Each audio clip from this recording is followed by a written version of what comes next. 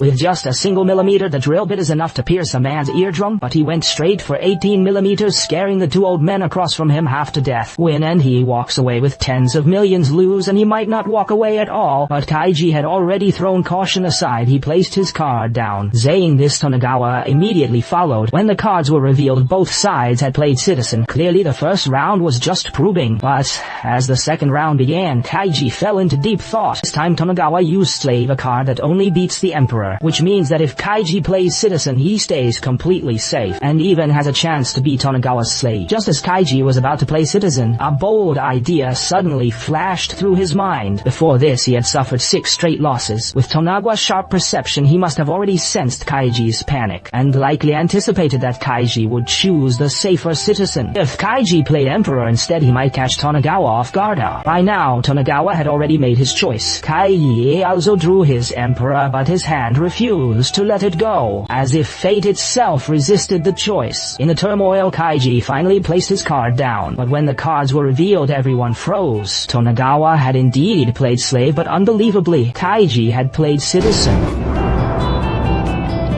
Katayo, no one expected Kaiji to actually win. His companions crouched in the back, erupted in celebration.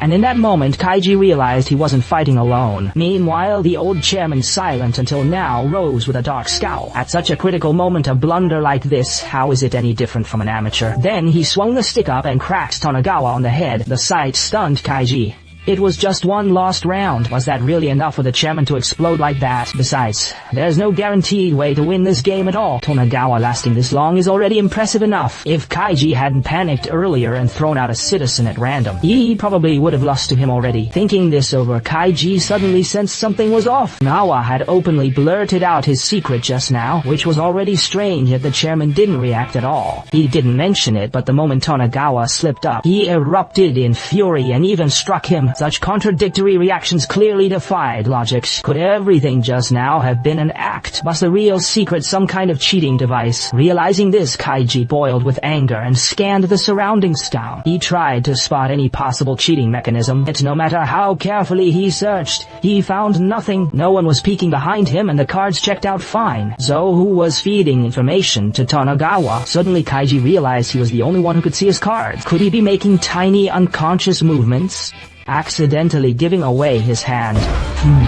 Don't. You've got nothing to brag about, Cardo. You didn't even say what's going on. You should talk to him.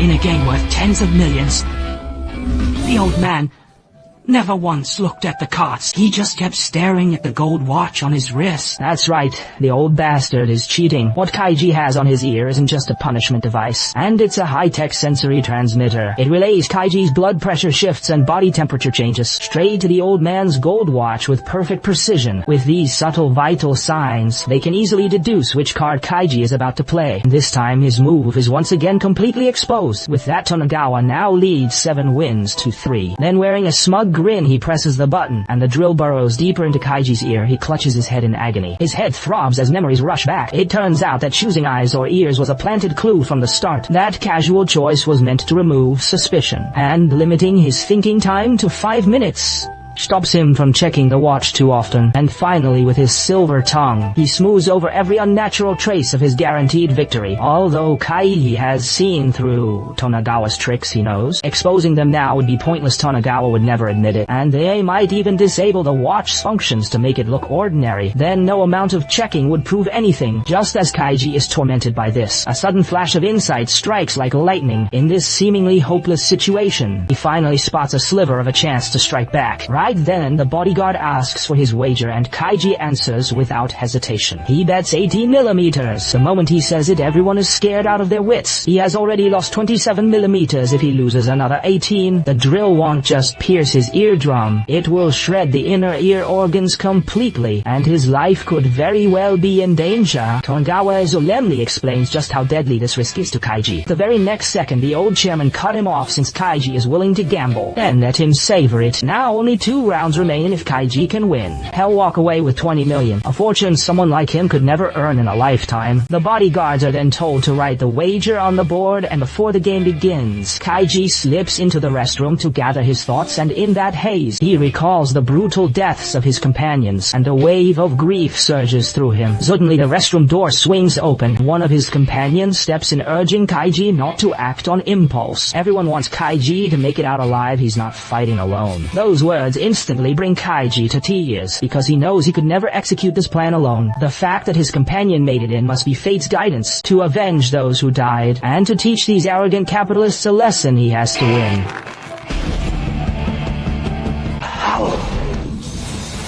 Okay.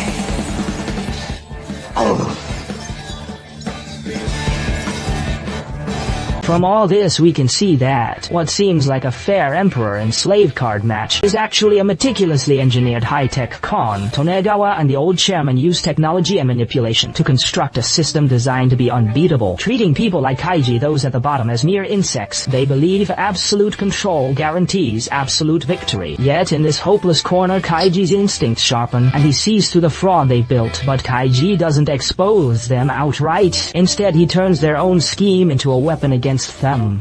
His 18mm all-in-bet marks the start of that counter-strategy, and signals his shift from a passive victim to an active challenger. Finally, the appearance of his companion made him realize that this battle was no longer a gamble for personal survival, but carried the will of the fallen and a stand against an unjust system. His struggle gained moral weight, rising from a fight for his own survival, a collective act of vengeance. From here on, Kaiji fights not merely for money, but for dignity itself, a daring strike back against the rigged system.